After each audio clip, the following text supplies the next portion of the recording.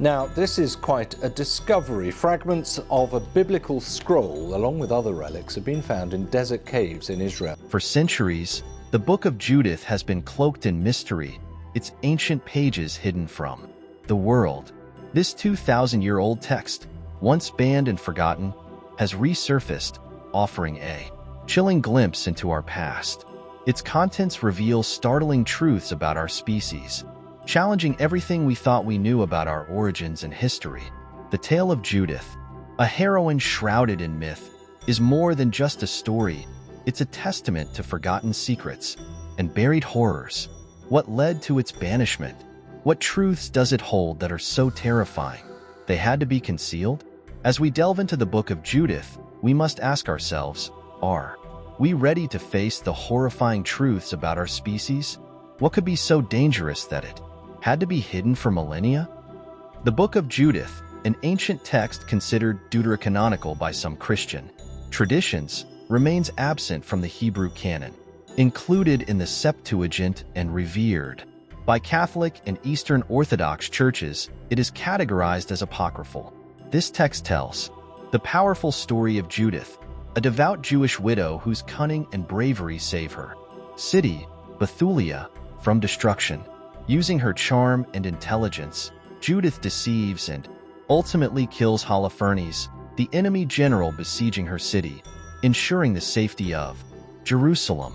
Judith is the feminine version of Judah, meaning praised or Jewish. It is still up for contention among academics what language the book was originally written in: Hebrew, Aramaic, or Greek. The Septuagint, a Greek translation of the Hebrew scriptures, is the oldest extant version. There are several Hebraic components in the book, leading many scholars to conclude that the book was originally written in a Semitic language. During his translation of the Vulgate, Jerome used an Aramaic manuscript that has since been lost. His translation was condensed by leaving certain portions that he did not find understandable. The authorship of the Book of Judith remains uncertain, though it is generally accepted that the author was Jewish. Despite its inclusion in the Septuagint, there is no evidence that the book was ever recognized as canonical by Jewish authorities. It is absent from the Masoretic text of the Hebrew Bible, the Dead Sea Scrolls, and early rabbinic literature. When Jerome translated the Hebrew Bible into Latin, the Vulgate, he included Judith among the Apocrypha. Some Orthodox churches accept the book, but it is rejected by Protestant traditions, which adhere only to texts found in the Jewish canon as the Old Testament. Martin Luther viewed Judith as allegorical rather than scriptural, placing it first among his 8 apocryphal writings. In Anglicanism, the book holds intermediate authority, regarded as useful and informative, but not foundational for doctrine. A brave and attractive widow, described in the Book of Judith, is appalled by her fellow Jews' lack of confidence in God's ability to save them from foreign persecution. Judith gains the trust of Holofernes, the Assyrian general, by promising him important information about the Israelites, and then sneaks into his enemy camp with her faithful maid at her side. When Judith discovers Holofernes inebriated and defenseless one night, she decapitates him and takes his head back to her people. The Assyrians are demoralized by the sight of their dead leader, which causes them to retire and brings Israel to safety. For the remainder of her life, Judith stays single despite having numerous suitors. The narrative of Judith is divided into 2 main sections. Chapters 1 to 7 detail the rise of the threat to Israel by King Nebuchadnezzar and his self-serving general, Holofernes, culminating in their campaign at the mountain pass where Bethulia is located.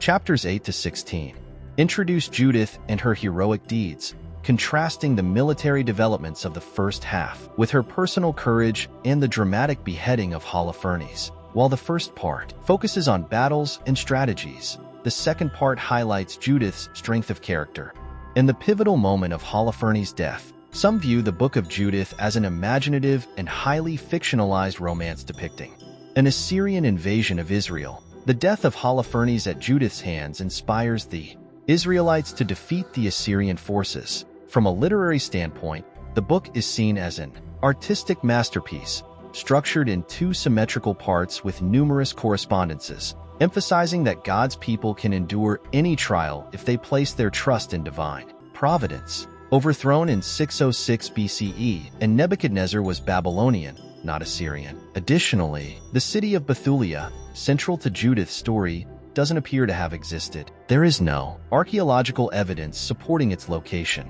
The book also uses a mix of Babylonian, Greek, and Persian names, some of which were not used until centuries later. Moreover, there are too many variant ancient manuscripts of Judith, and most do not correspond with each other. Despite these discrepancies, the book's message of trusting God in difficult times remains significant. However, when canonizing the scriptures, the question of historical accuracy was crucial, and Judith's inconsistencies led to its exclusion from the Bible. Nevertheless, it was popular enough to be included in the Apocrypha.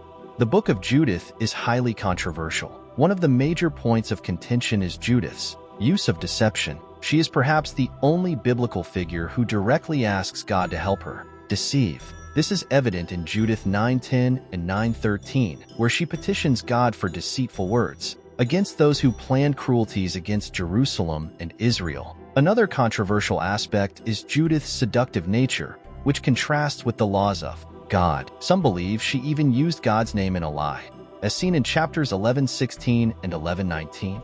Judith tells Holofernes she will pray to God for guidance on when the Israelites sin, instead uses the time to escape. Additionally, the book is viewed as highly imaginative and fictionalized, which influenced its rejection from the Jewish canon. The Book of Judith contains several contradictions with the Bible. For example, it begins by stating that Nebuchadnezzar ruled the Assyrians in Nineveh, which contradicts historical and biblical accounts. Nebuchadnezzar was never an Assyrian king and never ruled Nineveh, which was the capital of Assyria under Sennacherib. These inaccuracies are among the reasons why the book was not included in the Bible. Protestants reject the Book of Judith, but Eastern Orthodox and Roman Catholic churches embrace it. The councils of Rome, Hippo, Carthage, and Florence confirmed it as canonical, and the Council of Trent formally added it to the Catholic canon in 1546. In addition to being venerated in Roman Catholicism, Judith is also honored in Prussia and Germany as a patron saint. Even though the Book of Judith is not included in the Bible, it is nevertheless a stirring tale of bravery and faith. It illustrates a turbulent period in Israel's history and stresses complete faith in God. As she takes matters into her own hands to save her people, Judith, a strong and intelligent widow, sets an example of prayer, bravery, and resolve. What are your thoughts on Judith, the protagonist of this fantastic book? Tell us in the comments below. We appreciate your time, and please remember to like and subscribe for future videos.